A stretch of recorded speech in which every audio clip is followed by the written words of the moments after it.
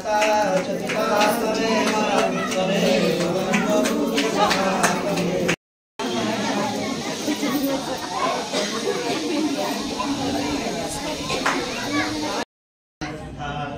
भगवान श्री सत्यनारायण का ग्रंथ है। यह स्कंद पुराण से लिया गया, स्कंद पुराण में जिसको दिया गया रेवाखंड अध्याय में, वहाँ से इसका विस्तार से किया गया है और बताया गया कलयुग के पापों को समाप्त करने का, कलयुग के पापों को हरण करने की जितनी सामर्थ्य इस सत्यनारायण भगवान के व्रत में है उतनी किसी व्रत में नहीं। ऐसा स्कंद पुराण में रेवाखंड अध्याय में बताया गया है। व्यास जी ने रचना किए कलयुग में जो मनुष्य इस भगवान श्री सत्यनारायण के व्रत का श्रवण करता है उसके जन्म जन्मांतर के पाप नष्ट हो जाते हैं और वह उत्तम गति को प्राप्त करता है और अनेक ऐसा होता हुआ भगवान के धाम तक को जाता है। इसीलिए जब भगवान श्री सत्यनारायण का व्रत कलयुग में सर्वोत्तम माना गया है, इसलिए इसे हमेशा श्रवण करना चाहिए। तो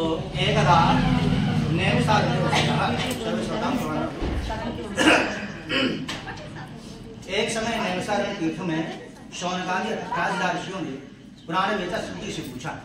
पुराण वेचा सूर्य है और आप जानते हैं शौनकादि 28,000 ऋषि, 28,000 ऋषियों का नाम कहीं दिया नहीं, केवल जो मेन नायक थे उनका ही नाम है शौनक। तो इतना बड़ा 28,000 का नाम देते तो काफी जगह बता दिया, इसलिए केवल उन्हीं का नाम दिया है। और इनका ब्रह्मा जी ने उत्पत्ति की, भगवान ब्रह्मा जी ने इनकी उत्पत्ति 28,000 ऋषियों की, क्योंकि जो कलयुग समीप आ रहा था, कलयुग का आगमन हो रहा था, तो विचार किया कि कलयुग का आगमन हो रहा है और कलयुग के पापों को हरण करने के लिए कोई उपाय करना चाहिए। क्योंकि कलयुग के लोग कैसे होंगे, आलसी होंगे, रोगी होंगे, दरिद्री होंगे, अनेक प्रकार के कष्ट होंगे। तो मन विचार किया ब्रह्मा जी ने कि इनके कष्टों को निवारण करने के लिए पहले से भी उपाय करना चाहिए। क्यों करे कलयुग निकल चुके हैं, अब कौन सा कलयुग चल रहा है, 28वां कलयुग चल रहा है, 27 कलयुग है, दुखी दोष पे हैं, ऐसा कहा जाता है। और जब ब्रह्मा जी ने ऐसी रचना की तो विचार किया कि तुम ऐसा शौनकादि ऋषियों ऐसा करो, पृथ्वी पर जाओ और भगवान श्री नारायण का ध्यान करो। बोले कितने वर्ष तक करें, आप तो बोल रहे करें, पर कब कितने वर्ष तक करें, कब तक करते हैं? तो कहा 1000 वर्षों तक आप भगवान का ध्यान करो। तो धरती पर शौनकादि ऋषि चले गए। जब धरती पर पहुंचे तो उन्होंने कहीं पर ऐसी स्थान, ऐसा जगह नहीं देखी जहाँ बैठ कर भगवान का ध्यान कर सकें, क्योंकि सब जगह वृक्ष थे, नदियाँ थी, तालाब थे आदि, अनेक प्रकार से एक व्यक्ति हो तो कहीं बैठ जाओ, 28,000 ऋषि हैं तो बैठने के लिए जगह भी चाहिए। तो विचार किया कि ब्रह्मा जी के पास चलना चाहिए, मुझे पूछना चाहिए कहाँ बैठे, कहाँ भगवान का ध्यान करें बैठ करके। तो वह तुरंत ही ब्रह्मदेव के पास गए और कहा कि प्रभु हे जनक, हे प्रभु आपने हमें पृथ्वी पर भेज दिया, मृत्यु लोक में भेज दिया, परंतु वहाँ पर तो कोई ऐसा स्थान नहीं है जहाँ पर बैठ कर हम आपका चिंतन कर सकें, भगवान का श्री सत्यदेव का चिंतन कर सकें। तो ब्रह्मा जी ने कहा कि इसके विषय में तो आप कैलाश पर्वत जाओ और भगवान शंकर पृथ्वी पर निवास करते हैं, वही इसका उपाय बताएंगे। मैंने इसके बारे में विचार नहीं किया है कि आपको बैठे कहाँ उपाय, यह व्रत भगवान का पूजन करना चाहिए। तो तुरंत ही वे कैलाश पर्वत गए। तो कैलाश पर्वत पहुँचे तो शंकर जी से कहा कि प्रभु हम शौनकादि 28,000 ऋषि भगवान श्री नारायण का ध्यान करने के लिए धरती पर आए हैं और वहाँ पर हम जब धरती पर पहुँचे तो हमें कहीं ऐसा स्थान नहीं दिखाई दे रहा है जहाँ बैठकर भगवान श्री नारायण का ध्यान करें। तो शंकर जी ने कहा कि भाई मैं तो देखो इसके विषय में जानता नहीं, और कुछ जानना चाहते हो तो बता सकता हूँ। अब तुम ऐसा करो, नारायण के पास ही जाओ, वही तुम्हारे इस संदेह का निवारण करेंगे। तब सब नारायण के धाम गए, भगवान के धाम पहुँचे। तब भगवान से कहा कि प्रभु कलयुग का समय आ रहा है, कलयुग समीप आ रहा है, कलयुग के पापों को समन करने के लिए हम आपका ध्यान करना चाहते हैं, परंतु हमें कोई जगह दिखाई नहीं दे रही है पृथ्वी पर, इसलिए हमें कोई ऐसा स्थान बताइए जहाँ पर बैठकर हम आपका ध्यान कर सकें, आपका कीर्तन करना, आपका भजन कर सकें। तो नारायण भगवान ने कहा कि शौनकादि ऋषियों एक जगह है, उसका नाम है निमिष। बोले निमिष कैसे पड़ा उस जगह का नाम? तो भगवान ने कहा निमिष इसलिए पड़ा, और निमिष बोलते किसको है? निमिष बोलते हैं जब एक बार हम पलक को झपकते हैं उतने समय को निमिष कहा जाता है। एक बार जब पलक झपकते हैं उतने समय को निमिष कहते हैं। तो बोले उतने समय में ही मैंने वहां पर अनेक राक्षसों का वध कर दिया था, इसलिए उस जगह का नाम निमिष पड़ा। अब तुम वहां पर जाओ। तो ऋषियों ने कहा कि प्रभु हम कैसे जाए, हमने देखा ही नहीं स्थान, आप कैसा कीजिए, कोई साक्ष्य में देख लीजिए जो जानता हो तो हम उनके साथ चले जाए। तो भगवान ने कहा कि जाओ, मैं तुम्हें अपना चक्र सुदर्शन दे रहा हूँ, अनुमंत्रित करके ये जहाँ पर जाके गिर जाए उस स्थान में जाकर तुम भगवान का ध्यान, मेरा ध्यान करना। तो चक्र सुदर्शन चला, साथ साथ चलता रहा। चलते चलते चक्र सुदर्शन एक स्थान पर गिर गया जिसका नाम पड़ा नैमिषारण्य।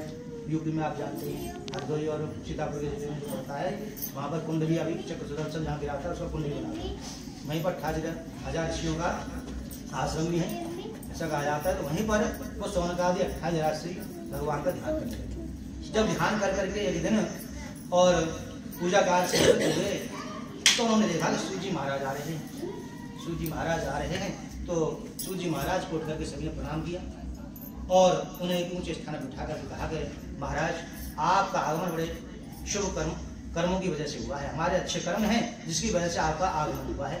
हम कलयुग के पापों को समन करने के लिए और भगवान श्री नारायण का ध्यान कर रहे हैं, और कोई और छोटा उपाय हो तो बताइए।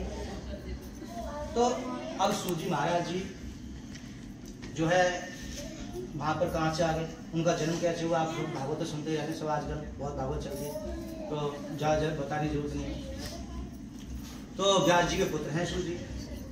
इन्होंने व्यास जी से अनेक प्रकार की शिक्षा ली, सारी शास्त्रों का वर्ण व्यास जी से सुना और अनेक प्रकार के वर्ण सुनने के पश्चात वह इसका प्रचार करने के लिए जगह जगह भ्रमण कर रहे थे। तो वह सोनकादि के ऋषि आश्रम में पहुंचे। सोनकादि ऋषियों के आश्रम में पहुंचे तो वहां पर उन्होंने समय उनको उच्च स्थान देकर के और उनसे पूछा कि प्रभु कलयुग का समय नजदीक आ रहा है और हम 1000 वर्षों तक भगवान श्री नारायण का व्रत कर रहे हैं, आप कोई छोटा मोटा उपाय है तो उसके बारे में बताइए जिससे कि हम छोटे से उपाय करने से ही और मोक्ष को प्राप्त हो सके कलयुग की प्राणी जो है। तो भगवान ने कहा, सूजी महाराज बोले कि सोनकादि आज आपने बड़ा अच्छा प्रश्न किया, बड़ा उत्तम प्रश्न किया है। आज आपने वही प्रश्न किया है जो प्रश्न एक समय देवर्षि नारद जी ने और भगवान श्री नारायण से पूछा था। एक बार देवर्षि नारद जी ने भगवान से पूछा था। तो बोले सोनकादि बताइए प्रभु कौन सा व्रत है, और नारद जी ने क्या पूछा था भगवान से। तो सूजी महाराज बोले सुनिए, प्राचीन काल की बात है, एक समय देवर्षि नारद मनुष्यों के ऊपर कृपा करने की कामना से अनेक लोगों को भ्रमण करते हुए प्राय मृत्यु लोक आ गए। जब नारद जी ऐसे कहीं भी आ जा सकते हैं, कोई रोक टोक नहीं है, कहीं भी जा सकते हैं।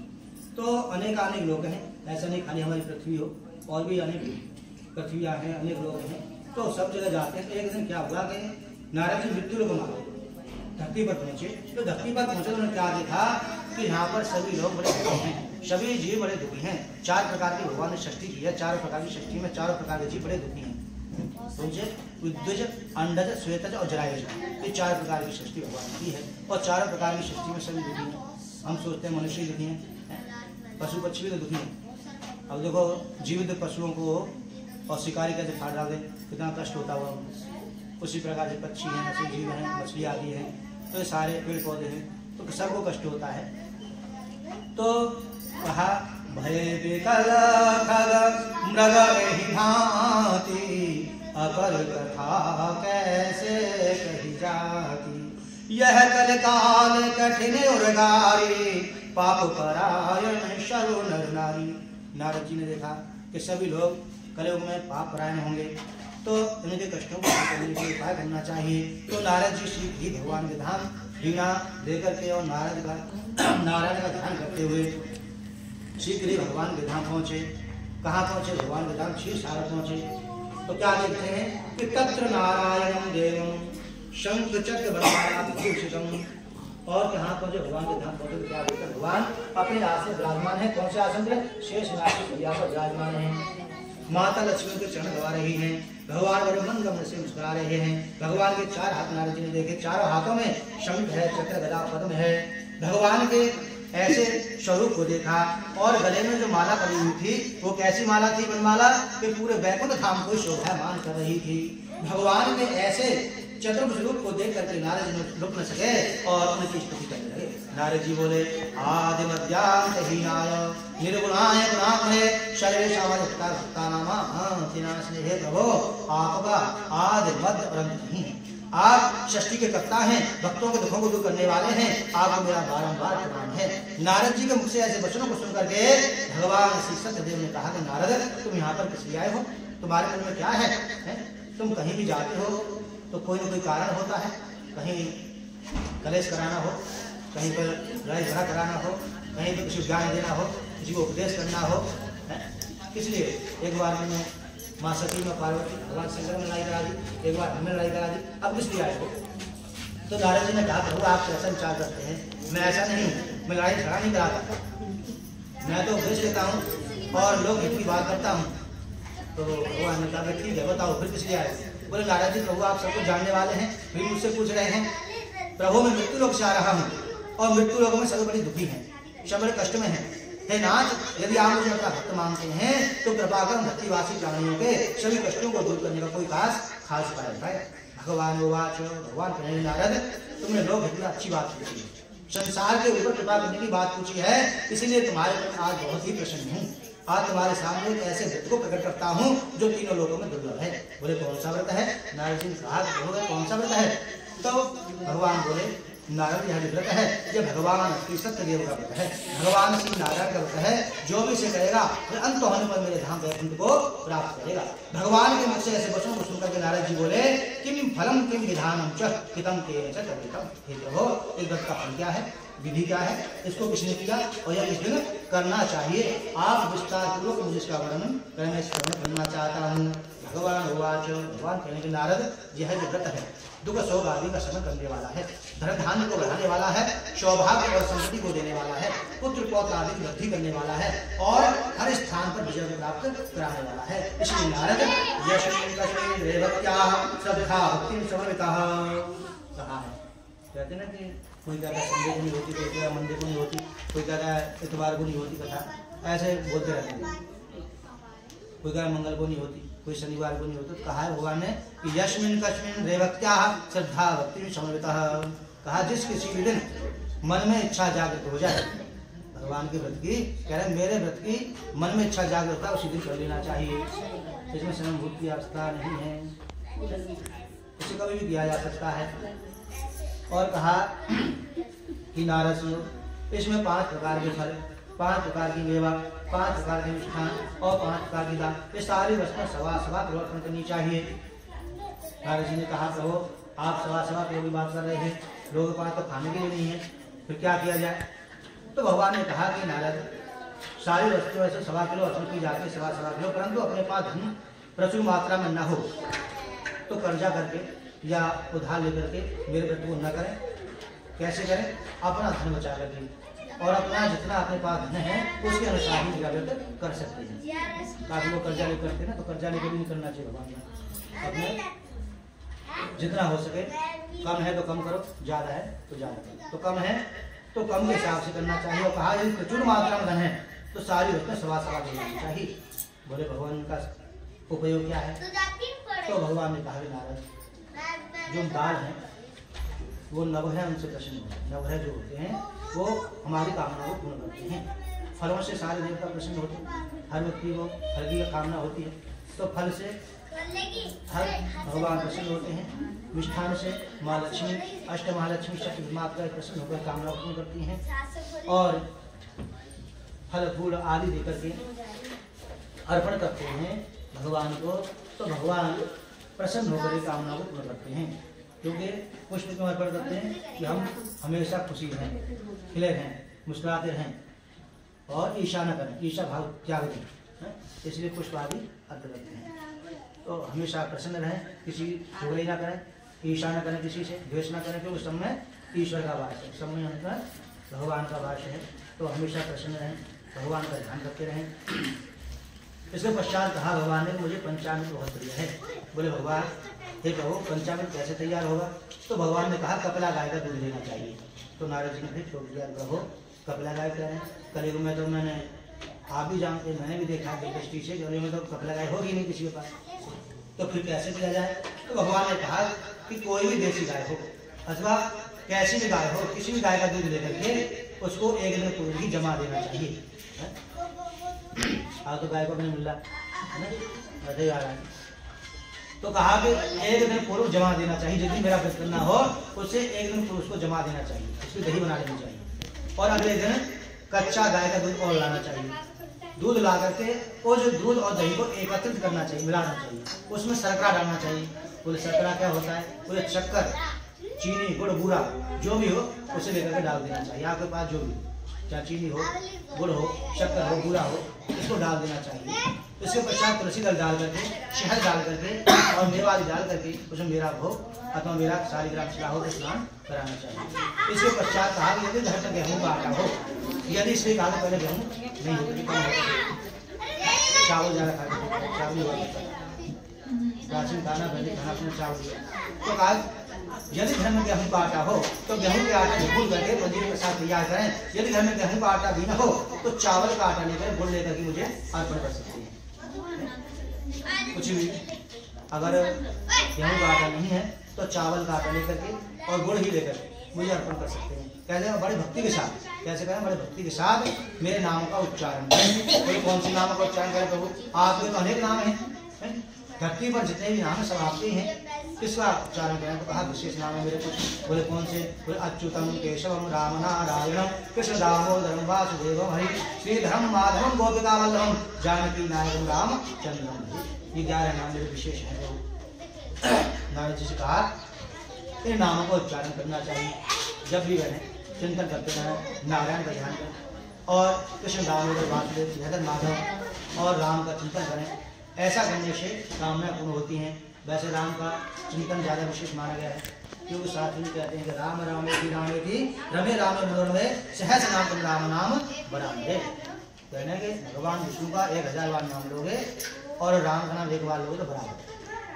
ऐसा था, इसलिए पहले सब राम राम करते थे, अब तो कोई कुछ करता नहीं। तो राम का नाम क्या है? मोक्ष प्रदान करने वाला है। तो राम का चिंतन करना चाहिए, कृष्ण का चिंतन करना चाहिए, नारायण का चिंतन करना चाहिए। और परिवार के सहित, कुटुंब के सहित, मित्रों को बुला करके, भाई बंधुओं को बुला करके, ब्राह्मण को बुला करके बड़े प्रेम के साथ और मेरे व्रत को पूर्ण करना चाहिए। भगवान का क्या इसका व्रत क्या है? कथा नहीं है भगवान, ये व्रत है भगवान का। बहुत से कहते हैं कि लीलावती कथा ने कौन सी कथा करी थी, पूछ लेते हैं कि लीलावती कलावती ने कौन सी कथा करी थी, पंडित जी ऐसे पूछते। तो शास्त्रों में ऐसा वर्णन, लीलावती कलावती ने कोई कथा नहीं करी, उन्होंने केवल व्रत करा। सुबह व्रत रखा था, शाम को पंडित जी को बुला करके उन्होंने पूजा पाठ कराई और फिर आरती की और प्रसाद मांगा। ये व्रत है। तो इसका साथ ही साथ उद्यापन हो जाता है, मारण हो जाता है। सुबह से व्रत रखते हैं और शाम को इसका पूजन आदि करने के बाद और प्रसाद बांटने के बाद परिवार के साथ भोजन करें। भोजन करने के बाद इसका पारण हो जाता है। तो इसको सत्य व्रत इसीलिए कहा गया है। इसको सत्यनारायण व्रत कथा, यानी जो जिन्होंने इसकी व्रत किया था उनकी कथा नहीं। लीलावती आदि के लिए आपने सुना होगा, लीलावती, कलावती, शादी, इन्होंने जो भगवान का व्रत किया था उनकी कथा हम आपको बताते हैं। तो ये उनकी कथाएं हैं।